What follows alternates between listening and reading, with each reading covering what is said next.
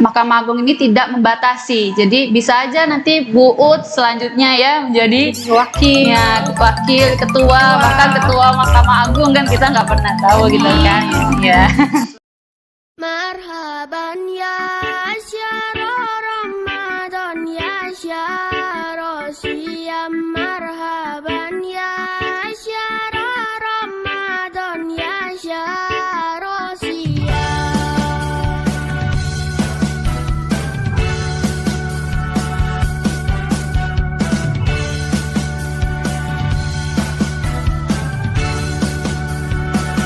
Marhaban ya syara Ramadan ya syara siyam ya syara Ramadan ya syara siyam, marhaban ya syara Ramadan ya syara siyam.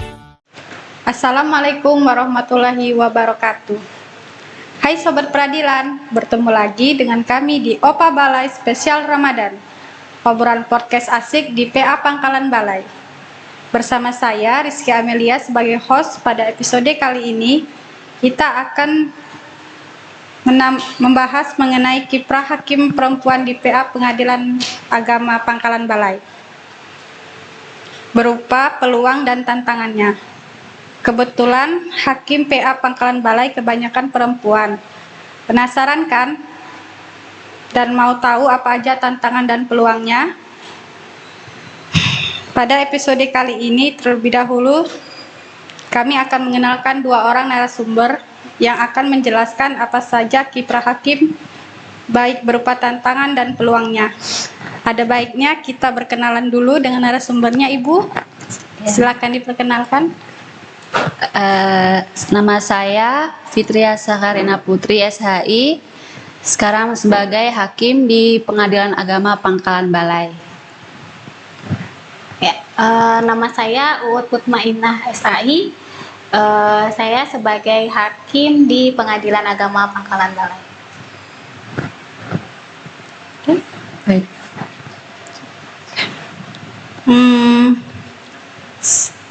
Sebelum kita ngobrol, ada beberapa pertanyaan Bu yang akan disampaikan. Bagaimana pendapat ibu-ibu ini terhadap wanita sebagai hakim hingga akhirnya memutuskan untuk menjadi seorang hakim? Mungkin Ibu terlebih dahulu mungkin. Bu Fitri. Silakan. Baik, mungkin ini diawali dari pandangan Islam ya. Bagaimana pandangan Islam terhadap hakim perempuan itu. Beberapa mazhab memang berbeda pendapat terkait diperbolehkannya hakim perempuan. Ada 3 pandangan di mana madhab yang besar seperti madhab Syafi'i, madhab Hambali, madhab itu melarang hakim perempuan ya.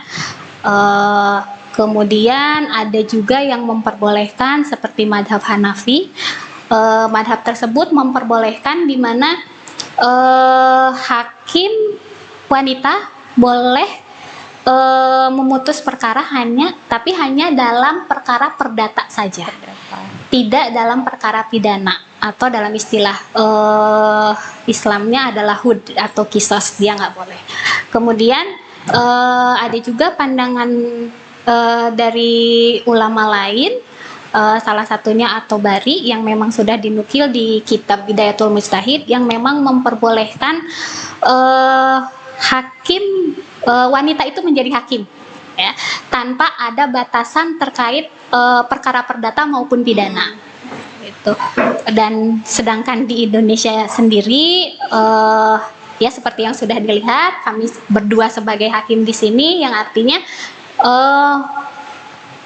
menganut ke paham yang ketiga tadi mungkin ya, yang memperbolehkan memang. Betul. Kalau boleh tahu Ibu, contoh perkara hakim perdata itu apa saja? Perdata yang terkait misalkan yang perceraian, hukum keluarga Islam lah yang seperti itu.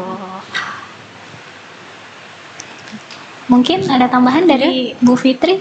Ya, mungkin ini temanya sedikit menarik ya, tentang hakim perempuan di peradilan agama. Memang sudah dijelaskan dengan Bu tadi, ada beberapa pendapat yang berbeda, ada yang memperbolehkan, ada yang tidak memperbolehkan, ada yang boleh tapi dalam perkara tertentu. Namun di sini Indonesia sendiri kan kita bukan negara Islam, jadi tidak harus menganut agama Islam ya, karena Indonesia sendiri berbagai macam agama yang dianut, dan juga Indonesia ini punya hukum yang juga mengatur tentang seperti persyaratan hakim, sebagaimana hakim itu syaratnya apa saja sih syarat-syarat hakim itu. Nah, untuk peradilan agama sendiri ada di dalam Undang-Undang Nomor 7 Tahun 89 itu tentang peradilan agama, dan juga Undang-Undang Nomor 3 Tahun 2006 itu juga sudah disebutkan sendiri tentang apa aja sih syarat-syarat menjadi seorang hakim. Apakah di situ tertulis hakim itu harus laki-laki, hakim itu harus perempuan? Itu di situ nyatanya dalam pasal 13 tidak ada ya. Jadi beberapa mungkin bisa saya sebutkan di sini ya, Ibu, sebagai syarat untuk menjadi hakim khususnya di wilayah peradilan agama sendiri. Yang pertama, warga negara Indonesia, itu jelas ya, karena kita sebagai warga negara Indonesia. Yang kedua, beragama Islam, karena ini lingkungannya dalam peradilan agama ya. Yang ketiga, bertakwa kepada Tuhan Yang Maha Esa. Yang keempat, setia kepada Pancasila dan Undang-Undang Dasar Negara Republik Indonesia. Yang kelima, merupakan sarjana syariah, sarjana hukum Islam atau sarjana hukum yang menguasai hukum Islam. Yang keempat, lulus pendidikan hakim. Selanjutnya, mampu secara rohani dan jasmani untuk menjalankan tugas dan kewajiban.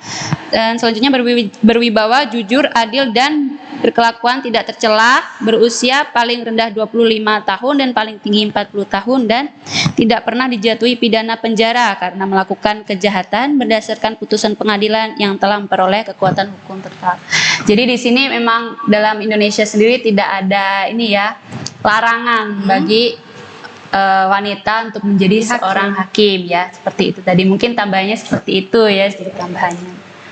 Sedikit tambahan, kalau mau jadi hakim di pengadilan agama, apa harus pendidikan sarjana hukum syariah?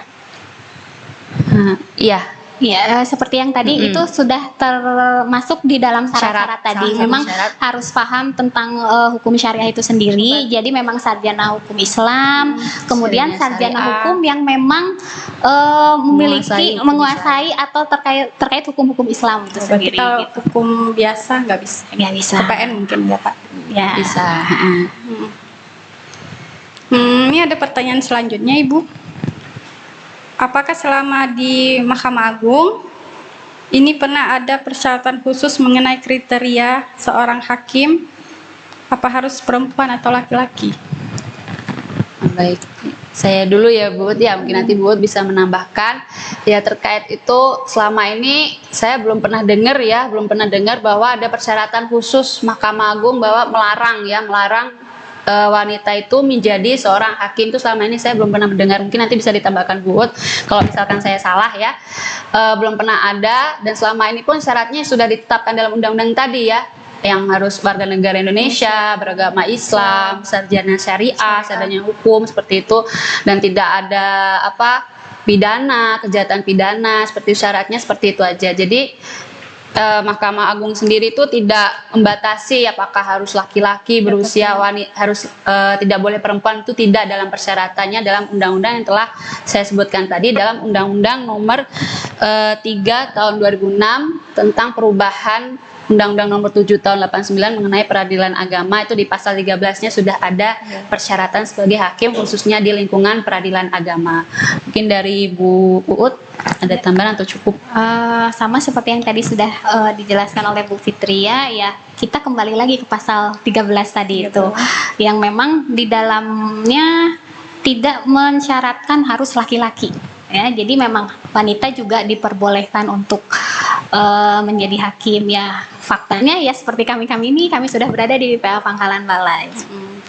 Terus sewaktu kita mau ngedaftar nih, apa boleh sudah berkeluarga atau ada syarat tertentu yang harus belum berkeluarga gitu Ibu?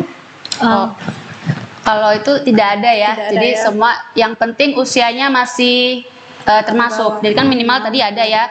Minimal usianya tadi kalau nggak salah 25 tahun. Jadi minimal usianya aja, terkait dia sudah menikah atau belum menikah itu tidak ada ketentuannya. Yang penting usianya cukup dan juga lulusannya tepat, itu boleh bisa mendaftar. Nanti pun akan mengikuti pendidikan hakim lagi gitu. Masih akan mengikuti pendidikan hakim, apakah lulus atau tidak nanti masih ditentukan kemudian. Seperti itu. Kalau batas maksimalnya Ibu, umur maksimalnya? Kemarin kita penerimaan tadi 40 gitu. Dalam undang-undangnya tadi itu maksimal dalam persyaratan itu maksimalnya 40 tahun. Tapi ketika kami, kalau tidak Nah, salah kalau kami, ketika kami 36 di tahun 2017 itu 32 kalau nggak salah. 32 maksimal. Oh, berarti Maksimal muda ya. Iya, karena memang beda ya kadang. Kalau pendidikannya berapa lama Ibu? Kemarin pendidikan 3 tahun. Ini pengalaman kami saja Ya, ya, karena mungkin berbeda-beda, ya setiap senior-senior angkatan kami berbeda-beda. seperti Di angkatan kami sendiri kami itu 2017 ya, tahun, pengangkatan hakim itu 2020 dan pendidikan hakim sekitar 2 tahun ya, sekitar 2 tahun. 2 tahun. Iya. Kalau boleh tahu Ibu pendidikannya di mana kemarin? Di PA mana? Saya di Pengadilan Agama Purbalingga. saya di Pengadilan Agama Karawang. Jauh ya Bu. Iya, di Jawa semua kebetulan ini. Baik, ini ada pertanyaan selanjutnya. Dengan adanya kriteria wanita dan laki-laki diperbolehkan menjadi hakim, apakah ada hal yang khusus diistimewakan lagi para wanita hakim? Misal, pasti akan didekatkan dengan rumah di daerahnya, atau dalam majelis selalu menjadi anggota. Gimana itu Ibu? Mungkin saya terlebih dahulu di Pengadilan Agama sendiri tidak ada membeda-bedakan ya, entah itu hakim perempuan atau hakim laki-laki, itu sama semua. Di awal ketika kita menjadi calon daftar ulang. ya, pendaftaran itu kita mengisi persyaratan, salah satunya adalah pernyataan, salah satunya bersedia ditempatkan di mana saja. Yang akhirnya kami ya berada di sini. Kami berdua ini berasal dari Jawa. Saya dari Bandung, Ibu Fitria dari Madiun, tapi ditempatkan di sini di Palembang, di Pangkalan Balai, seperti itu. Jadi tidak ada membeda-bedakan, baik itu hakim laki-laki maupun perempuan sama semua. Kemudian terkait tadi majelis ya, terkait majelis sama juga, tidak ada perbedaannya. Baik perempuan maupun laki-laki bisa menjadi ketua majelis.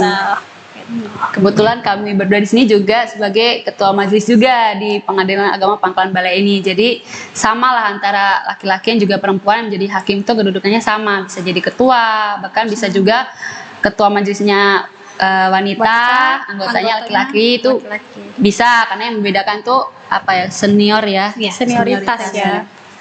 Terus misalnya nih Bu, kita dapat suami yang hakim juga, itu gimana? Apa dipisahkan atau didekatkan? Nah, ini atau... mungkin Bu Fitri yang bisa Kebetulan menjawab. ya.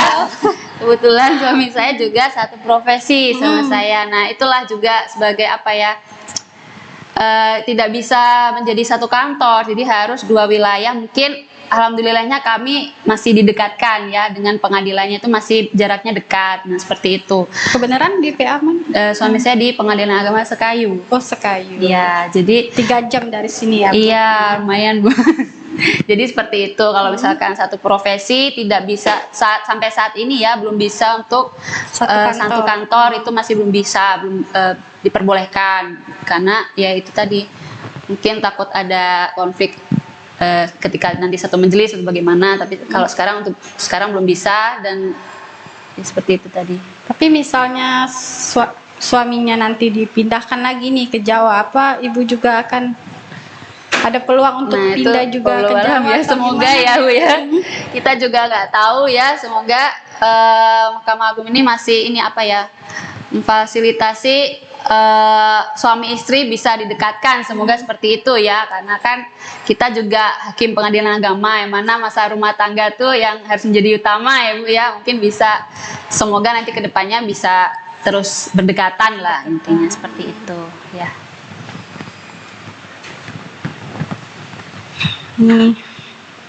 Ini ada titipan lagi Bu, pertanyaan. Bagaimana peluang karir wanita hakim wanita di Pengadilan Agama Pangkalan Balai di lingkungan Mahkamah Agung? Apakah dibatasi atau enggak oleh Mahkamah Agung, Ibu?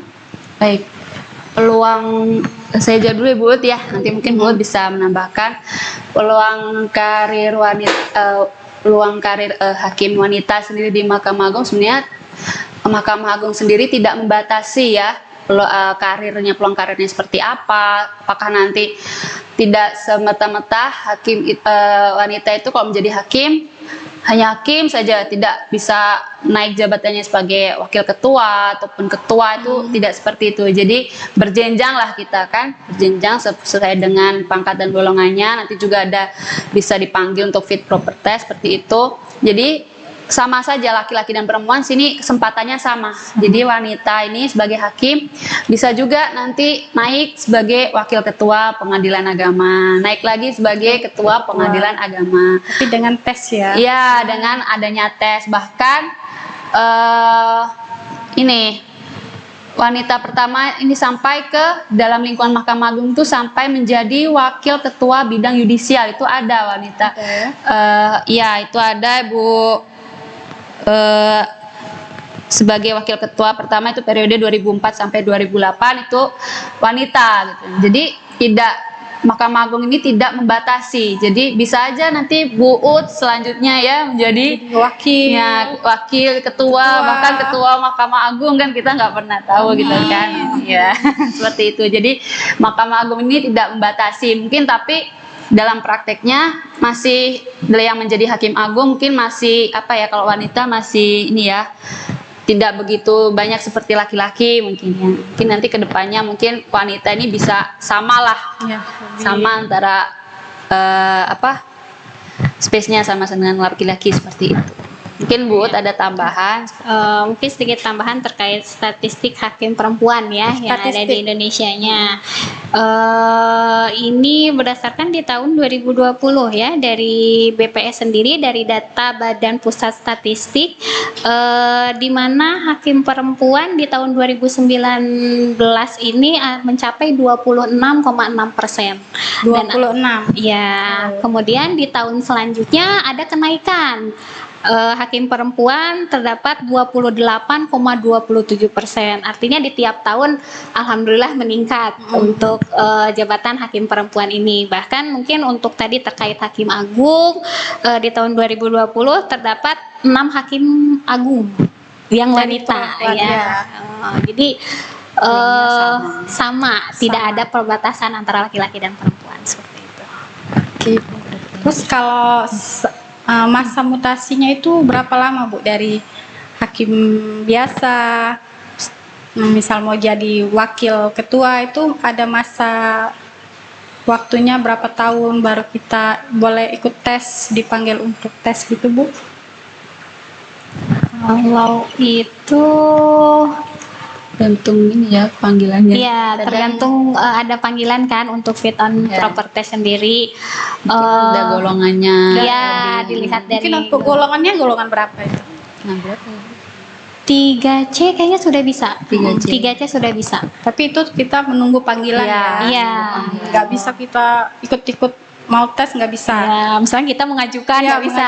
Bisa. Harus ada panggilan. Ada panggilannya nanti, dan kita nanti selanjutnya ada tes-tesnya ya. Iya, ada tes-tesnya. Bukan panggilan terus langsung menjadi ketua Wakil, pengadilan, wakil gitu. Jadi harus ada tahap-tahapnya juga seperti itu. Terus Ibu, selama menjadi hakim ini, menjadi hakim wanita tepatnya, apa saja tantangan yang sudah Ibu hadapi menjadi seorang hakim wanita? Ya, mungkin ini sebagai pengalaman saja ya, pengalaman ya, salah satunya tantangannya mungkin jauh dari keluarga, karena seperti yang tadi saya sudah jelaskan, saya bukan asalnya dari sini, saya dari Bandung, ya artinya memang jauh dari keluarga, nggak, ketika datang ke sini pun asing kan, apalagi di lingkungan di Jawa Barat yang mohon maaf mungkin ini terkenal Kota besar. lemah lembut ya. Dan ketika ke sini kan bukan Keras, kasar sebenarnya, tapi tegas. keras, tegas gitu kan. Lebih tegas Kaget gitu. juga. Nah, seperti itu mungkin adaptasi di lingkungan yang baru. Mungkin itu sih. Mungkin dari Bu Fitri pengalaman seperti apa? Tuh kalau makanannya gimana Ibu? Kalau makanan alhamdulillah, Alhamdulillah saya cocok kan iya, sih, cocok gitu kan, nggak masalah kalau makan. Mungkin lebih ke kayak ya itu tadi, sifatnya beda, kebiasaannya beda gitu kan. Kita biasanya menghadapi di Jawa, apalagi saya Jawa Timur ya, biasanya kalem-kalem, ini lebih tegas gitu kan. Harus juga bisa beradaptasi lebih cepat gitu. Nah, itulah poinnya, tantangannya seperti itu. Nanti ketika kami pindah lagi, misal pindah ke pengadilan lagi, pengadilan agama lain lagi. Nah, itu juga harus beradaptasi lagi lingkungannya, bahasanya, apalagi bahasa ya. Kita kadang kan waktu kita bersidang pun kan bahasanya kita kadang kurang paham ya, karena awal-awal kan bahasa Palembang gitu kan. Karena kita kadang belum tahu gitu. Nah, kita kesulitannya seperti itu dan harus terus belajar juga. Itu tantangannya, harus mau beradaptasi juga, baik itu terkait bahasanya dan juga perilakunya, kebiasaannya, adatnya juga, dan juga tadi makanan ya. Tapi alhamdulillah kalau makanan Cocok. masih cocok ya, alhamdulillah kalau makanan masih cocok. Dan juga mungkin apa ya, dalam bersidang juga, apalagi di Banyuasin ini kan ini ya, wilayahnya daratan dan juga perairan ya. Jadi kita tuh sebagai hakim wanita juga harus siap menghadapi kalau misalkan wilayah yurisdiksi suatu pengadilan itu nggak cuman di daratan aja, jadi ada yang di laut kan, banyak ya wilayah, apalagi Indonesia ini kan ada wilayah kepulauannya banyak ya, banyak wilayah lautnya, perairannya seperti itu. Nah, kita juga harus siap. Kebetulan kemarin Bu Ut ya yang pernah ya. Ya, ini mungkin terkait pemeriksaan setempat ya dari CNT, kan kita harus mendatangi lokasi. Dan kebetulan lokasinya itu di perairan, di Muara Sugihan, yang memang harus naik speed kurang lebih 2,5 jam. Jarak dari sini berapa Bu? Nah, berapa lama? Berapa jam Berapa perjalanan? lama? Dari sini ke Pelabuhan dulu kan 1 1 jam. Kemudian dari Naik sana speed. naik speed 2,5 jam kurang lebih lah. Itu baru nyampe. Iya, baru nyampe. Baliknya lagi seperti itu speed ya. Balik lagi 1 jam lagi. Berarti 1 harian Ibu ya. Iya, betul. Mungkin tantangannya seperti itu ya, beda wilayah, beda lagi tantangannya nanti seperti apa. Gitu. Lalu ini ada tambahan Bu. Lalu bagaimana cara menyingkapi semua tantangan itu Bu? Mengatasinya? Kalau saya sendiri, cara mengatasinya ya dihadapi aja gitu. Kita berani nggak berani, mau nggak mau kan ini memang Harus sudah, iya jalannya kan memang sudah ditentukan ya, sudah dikasih rezeki seperti ini. Jadi kita ya, walaupun pertama kali seperti kita dibuat naik speedboat atau apa ya, mau nggak mau kita ya harus menghadapi itu semua kan. Ya mungkin minta petunjuk juga, kan itu juga ada dukungan dari keluarga gitu kan, keluarga yang mendukung, juga ada dukungan mungkin dari arahan juga dari pimpinan gitu kan, juga kerjasama teman-teman satu kantor itu kan bisa, kalau misalkan menghadapi tantangannya ya kita bertanya, kalau memang ada kesulitan kita jangan malu untuk bertanya juga ya, seperti itu kuncinya. Seperti itu kalau saya mungkin Ya. Bu bisa menambahkan. Paling ya gitu, harus beradaptasi dengan cepat lah Ya, dimanapun itu intinya. kita ditempatkan. Dan satu hal lagi yang penting, bersyukur. Bersyukur kita ditempati dimanapun. Ya, Ada cerita yang paling berkesan Bu selama di Sente atau apa yang jauh-jauh gitu? Kesannya awal-awal tegang sih Bu, karena baru pertama kali naik speed, takut juga nggak bisa berenang. Nah gimana ya kan? Nah, Ada buaya. Nah, buaya laut, buaya darat. Nah, Buaya darat banyak ya. buaya darat banyak. Nah, mungkin itu tantangan, kesannya awal-awal menakutkan, tapi lama-lama asik, terbiasa. Iya. Akan terbiasa pada waktunya kayaknya ya, Bu ya. Udah. Alhamdulillah sobat-sobat peradilan mendapatkan pencerahan dari ibu-ibu hakim ini. Mungkin bila ada teman-teman yang berminat dan ingin menjadi salah satu hakim perempuan di Indonesia selanjutnya, semoga podcast ini dapat bermanfaat dan sedikit membantu bagi kalian semua. Ini saja yang dapat kami sampaikan. Lebih dan kurangnya saya ucapkan terima kasih. Wassalamualaikum warahmatullahi wabarakatuh. Waalaikumsalam. Bye-bye.